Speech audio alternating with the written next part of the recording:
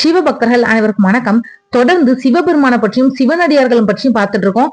இன்னைக்கு நம்ம பார்க்கக்கூடிய தலைப்பு, அண்ணாமலையாருக்கு திருக்கல்யாணம் 1/4/2026 அன்னைக்கு பங்குனி உத்திர தினத்தன்னைக்கு நடைபெறுது. இந்த பங்குனி உத்திரம் தினத்தன்னைக்கு திருவண்ணாமலை தலத்துல மட்டும் 2 தடவை திருக்கல்யாணம் நடைபெறுது. இத பத்தி தான் நாம இன்னைக்கு பார்க்க போறோம். முக்கியமான ஆலயங்கள்ல தெய்வங்களோட திருமணம் நடைபெறும். அந்த திருமணத்தை நேர்ல பார்த்து தெய்வங்களை வழிபட்டா நம்மளோட திருமண வாழ்க்கை அர்த்தம் உள்ளதா, இனிமை நிறைந்ததா மாறும் அப்படின்னு பக்தர்கள் கிட்ட அசைக்க முடியாத நம்பிக்கை இருக்கு. திருமணம் ஆகாதவங்க தெய்வ திருமணங்களை கண்டு வழிபட்டா அவங்களுக்கு விரைவுல திருமணம் கைகூடும். அதிசயங்களும் ஆச்சரியங்களும் நிறைந்த திருவண்ணாமலை அருணாச்சலேஸ்வரர் ஆலயத்துல அண்ணாமலையாருக்கும் உண்ணாமலை அம்மனுக்கும் ரொம்ப விமரிசையா திருமணத்தை நடத்துவாங்க. இந்த திருமண உற்சவம் ரொம்ப உள் அர்த்தத்தோடையும் பாரம்பரிய கலாச்சார பின்னணியுடனும் நம்பிக்கையுடனும் நடத்தப்படுது. மனிதன் எப்படி தன்னோட வாழ்க்கைய அமைச்சு கொள்ளணும் அப்படின்றத பிரதிபலிக்கக்கூடிய வகையில அண்ணாமலையாரும் உண்ணாமலை அம்மனும் திருமணம் செஞ்சுக்கிட்டு திருமண கோலத்துல நமக்கு காட்சி கொடுப்பாங்க.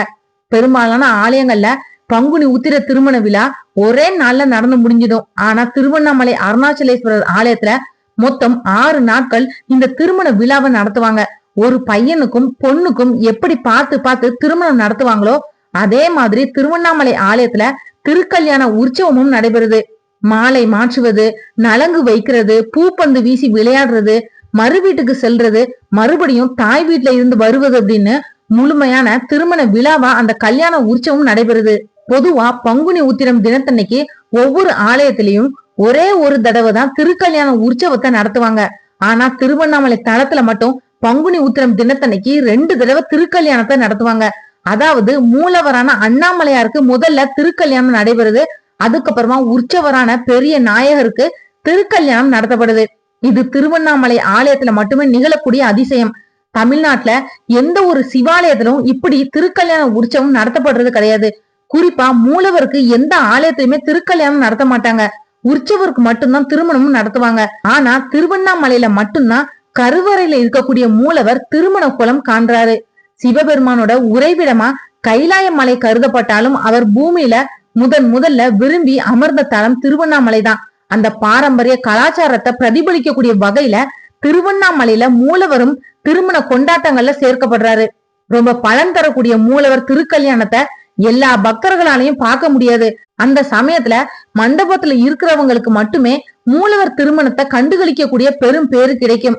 முன்னதா உற்சவர் அம்மன் தன்னோட தாய் வீடா கருதக்கூடிய குமர கோவிலுக்கு செல்வாரு. அங்க உண்ணாமலை அம்மன் மணப்பெண் போல அலங்கரிக்கப்படுவாள். அம்மனுக்கு பட்டுச்சேலை கட்டி எல்லா விதமான அலங்காரங்களும் செய்யப்படுது. அதுக்கப்புறமா சீர்வரிசை தட்டுகளை பெண்கள் ஏந்தி செல்ல மணப்பெண்ணா உண்ணாமலை அம்மன் குமர கோவில்ல இருந்து அண்ணாமலையார் ஆலயத்துக்கு அழைச்சிட்டு வரப்படுவாங்க. மேல தாளம் முழங்க அவர் வரக்கூடிய காட்சி கண்கொள்ளா காட்சியா இருக்கும். அதுக்கப்புறமா கொடிமரத்துக்கு கிட்டக்க வந்து அம்மன் காத்திருப்பாங்க. இதை அடுத்து மாப்பிள்ளை அலங்காரத்துல ஸ்ரீ அண்ணாமலையாரோட உற்சவர் பெரிய நாயகர் புறப்பட்டு வருவாரு. கொடிமரம் கிட்டக்க பெரிய நாயகரும் அம்மனும் மாலை மாத்திக்குவாங்க. அதுக்கப்புறமா அம்மையும் அப்பனும் 3 தடவை பூப்பந்து வீசி விளையாடுவாங்க. அந்த விளையாட்டு முடிஞ்சதும் பெரிய நாயகரும் அம்மனும் திருக்கல்யாண மண்டபத்துக்கு சென்று எழுந்தருள்வாங்க. இரவு 11 மணிக்கு மேல திருக்கல்யாண உற்சவம் தொடங்குது. ஹோமம் வளர்ப்பாங்க, சீர்வரிசை தட்டுகளை வைப்பாங்க. அதுக்கப்புறமா திருமணமும் நடத்துவாங்க. அதுக்கப்புறமா சுவாமியும் அம்மனும் தங்க ரிஷப வாகனத்துல திருவீதி உலா வருவாங்க. திருமண கோலத்துல அவங்க 4 மாட வீதிகளையும் சுற்றி வருவாங்க. மணமக்களை பொதுமக்கள் அங்கங்க வரவேற்று வழிபாடும் செய்வாங்க. அதிகாலை வரைக்கும் வீதி உலாவும் நடைபெறுது. மறுநாள் காலை மறு உண்ணல் உற்சவம் நடைபெறுது. மறு உண்ணல் அப்படின்றது மறு வீட்டுக்கு தம்பதியர் செல்றது மாதிரி.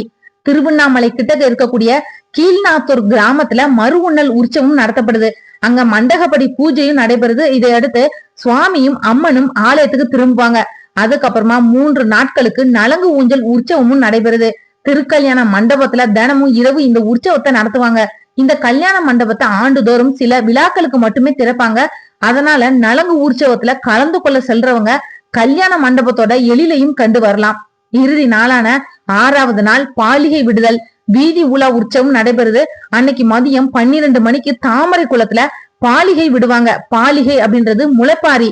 சிவாச்சாரியார் குளத்துல பாலிகையை விடுவாரு. அதுக்கப்புறமா தாமரை குளம் ராஜா மண்டபத்துல சுவாமிக்கும் அம்மனுக்கும் அபிஷேகம் நடத்தப்படுது. அது முடிஞ்சதும் அலங்காரம் செஞ்சு பூஜைகளும் செய்வாங்க. இதை அடுத்து அன்னைக்கு மாலை குமர கோவில்ல மண்டகப்படி செய்யப்படுது. அம்மன் பராசக்தியா எழுந்தருள்வாங்க. அதுக்கப்புறமா சுவாமியும் அம்மனும் காமாட்சி அம்மன் கோவில் தெரு வழியா திருவீதி உலாவும் வருவாங்க. அதோட பங்குனி உத்திர திருக்கல்யாண உற்சவம் நிறைவு பெறுது. இந்த திருக்கல்யாண உற்சவம் ஒரு புறம் நடக்கக்கூடிய நிலையில இன்னொரு புறம் நூற்றுக்கணக்கான பக்தர்கள் காவடி எடுத்துட்டு வருவாங்க. இதனால நாளை திருவண்ணாமலை ஆலயத்துல எங்கு பார்த்தாலும் காவடிகளாவே காட்சி கொடுக்கும். திருவண்ணாமலை ஆலயத்தோட பங்குனி திருவிழா கலாச்சார சிறப்போட நடக்கிறது மாதிரியே விழா காலங்கள்ல அண்ணாமலையாருக்கும் உண்ணாமலை அம்மனுக்கும் அணிவிக்கப்படக்கூடிய அலங்கார ஆபரணங்களும் புகழ் பெற்றதுதான். இந்த ஆபரணங்கள்ல பெரும்பாலானவை பல நூறு ஆண்டுகளுக்கு முன்னாடி மன்னர்களால தானமா வழங்கப்பட்டது. இந்த வீடியோ உங்களுக்கு பிடிச்சிருந்தா மத்தவங்களுக்கு ஷேர் பண்ணி விடுங்க. நாளைக்கு சிவபெருமான பற்றி இன்னொரு நல்ல தகவலோட நான் உங்களுக்கு சந்திக்கிறேன். நன்றி. ஆன்மீக தேடல்ல நீங்களும் தேடலாம் உங்களோட இஷ்ட தெய்வத்தை பற்றி. முதல் தடவை நம்ம சேனலை பார்க்குறவங்களா இருந்தீங்கன்னா சப்ஸ்கிரைப் பண்ணி பெல் ஐக்கான் ஆன்னு கிளிக் பண்ணிடுங்க. அப்பதான் நான் போடுற பதிவு உடனடியாக நோட்டிபிகேஷனா உங்ககிட்ட வரும்.